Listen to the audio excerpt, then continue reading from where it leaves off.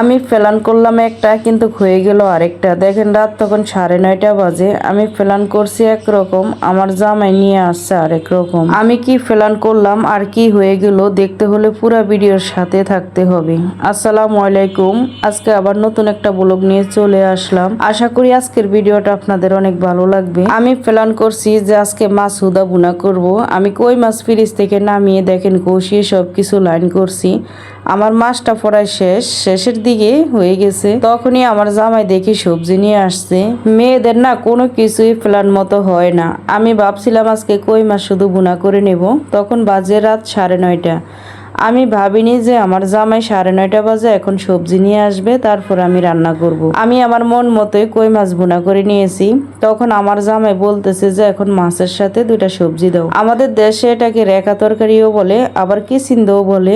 আপনারা কি বলেন অবশ্যই কমেন্টে জানাবেন। এখন আমি 2টা রেখা তরকারি কেটে নিয়েছি, নিয়ে আমি তারপরে মাছের ভিতরে দিয়ে আবার নতুন করে এখন রান্না করি। যাই হোক, জামাই যেহেতু বলছে যে মাছের সাথে তরকারি দিতে, তো রান্না তো করে দিতে হবে আমাকে। আমি না দিলে আর কে দিবে বলেন? এখানে তো আর তার কেউ নেই।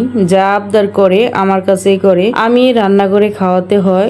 যাই হোক, এখানে আমার তরকারিটা চুলায় বসিয়ে দিলাম। বসিয়ে দিয়ে আমি লিচুগুলো এক এক করে এখন গুছিয়ে রাখবো। আমার বাচ্চারা না এই ডাটাগুলো সহ লিচু খেতেই পারে না, সেজন্য আমি লিচুগুলো আনলে পরিষ্কার করে রেখে দিই, তাহলে আমার মেয়েরা খাইতে অনেক সুবিধা পায়। এদিকে আমি আজকে ঘরে লিচু নিয়ে এমন একটা মজা করলাম আমার জামাইয়ের সাথে।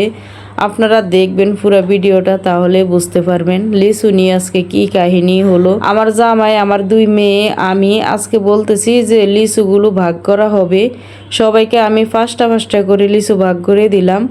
আর এদিকে আমার ছোট মেয়ে দেখেন সবার ভাগের লিচু নিয়ে আসবে, মানে বড় বোনেকে খেতে দেবে না। কি আর করার। যাই হোক, অনেক মজা করলাম।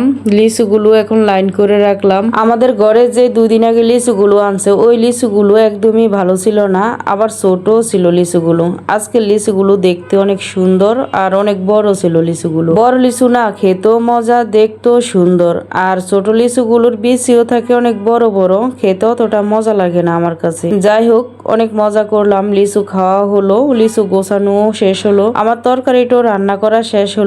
এখন করলা ভাজি করে নিব কিছু। শুধু এক তরকারি দিয়ে তো আর খাওয়া হবে না। জামাই একা তরকারির সাথে করলা আনছে, ওই করলাটাও ভাজি করব এখন। আর বিশেষ করে আমার ঘরে যদি করলা ভাজি থাকে, আমি তো শুধু করলা ভাজি দিয়ে ভাত খাই, এত মজা লাগে আমার কাছে করলা ভাজি। কে কে আমার মতো করলা ভাজি পছন্দ করেন অবশ্যই কমেন্টে জানাতে ভুলবেন না। আমি কিন্তু অনেক পছন্দ করি করলা। আর আমি পাটের শাকও খাই। আমার কাছে তিতা জিনিস কেন জানি একটু ভালো লাগে। আমি কিন্তু ছোটবেলা কখনো করলা ভাজি, পাটের শাক এগুলি খেতাম না।